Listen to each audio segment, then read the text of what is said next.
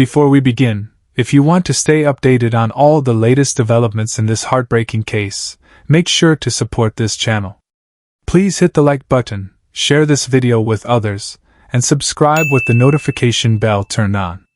Your engagement helps us continue this important work and keeps the story alive. Now let's dive in. A deep and unsettling silence has fallen over a remote Australian farm. This isn't a peaceful quiet. It's the kind of silence that comes after something terrible happens, a silence that feels heavy and wrong. For nearly a month, this silence has swallowed the sounds of a little boy named Gus Lamont. He is only 4 years old, and he vanished from his family's isolated sheep property without a single trace. His disappearance is a mystery that seems to make less sense the more you look into it. It's as if he were simply erased from the landscape.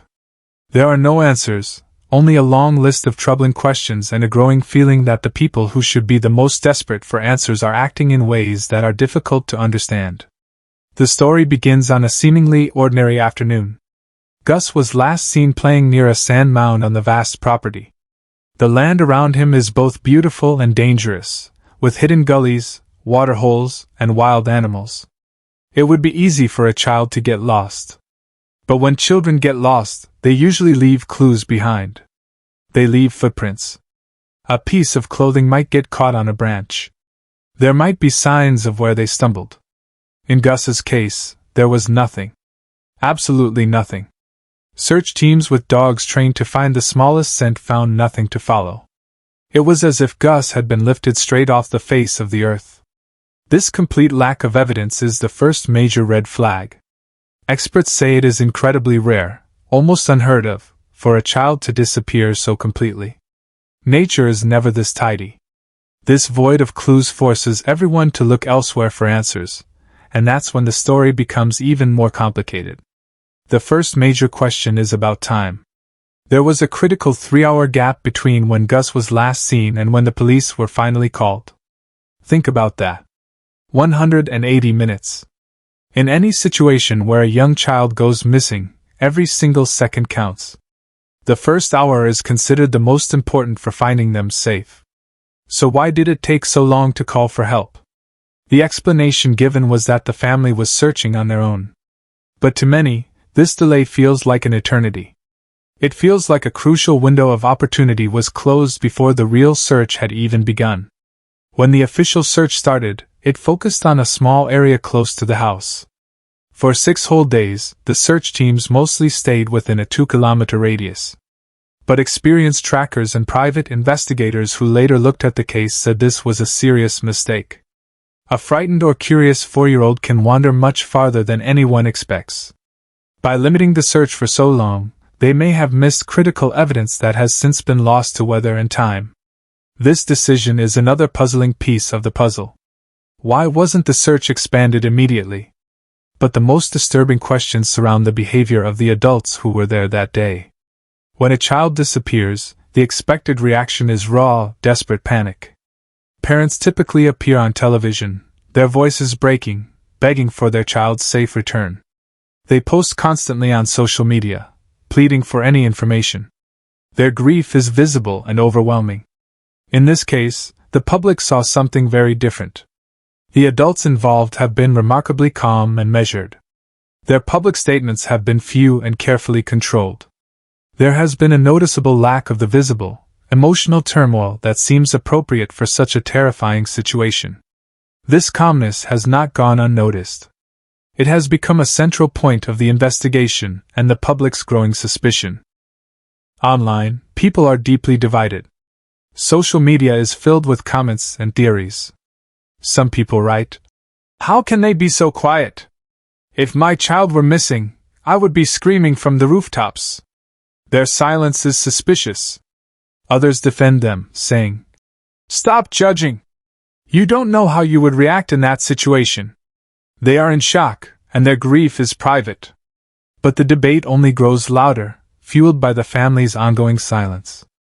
Then, a new and shocking rumor began to spread. People started talking, both in the local community and online, saying that the family was planning to sell the property. The news spread like wildfire. Many people reacted with outrage. They're selling the farm? One viral post read. Their son is still missing, and they're thinking about moving away? What does that mean? This rumor, whether true or not, added a powerful new layer of suspicion. It made it seem like the family was trying to leave the past behind, even as the biggest part of their past, their son, was still lost.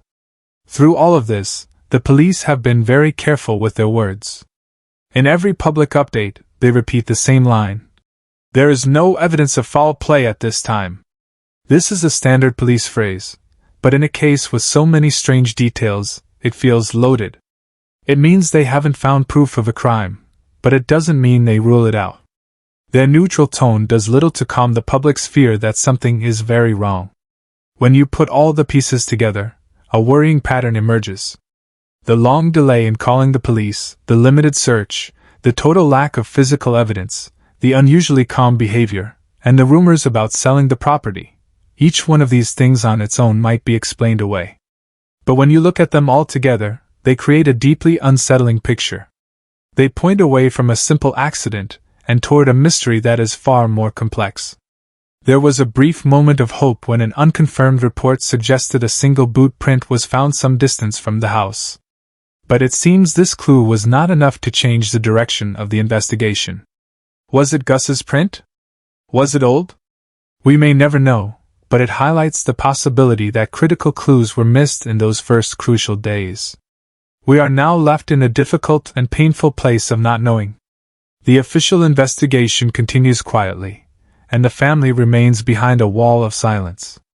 The public is left to wonder what truly happened on that remote farm. Is the family's quiet strength a way of coping with an unimaginable tragedy? Or is it a calculated effort to hide the truth? The lack of evidence is a hole in the heart of this case. Is it the result of a tragic accident that the land has been hidden? Or is it the result of a careful plan to cover up what happened? The search for Gus Lamont is more than just a search for a missing boy. It is a search for the truth in a case where the truth seems to be deliberately hidden. This story is still unfolding. The next news report, the next police statement, the next piece of information could change everything. We are committed to following this story for as long as it takes. We need you to be part of this effort. What are your thoughts on this case? What do you believe the family's silence means?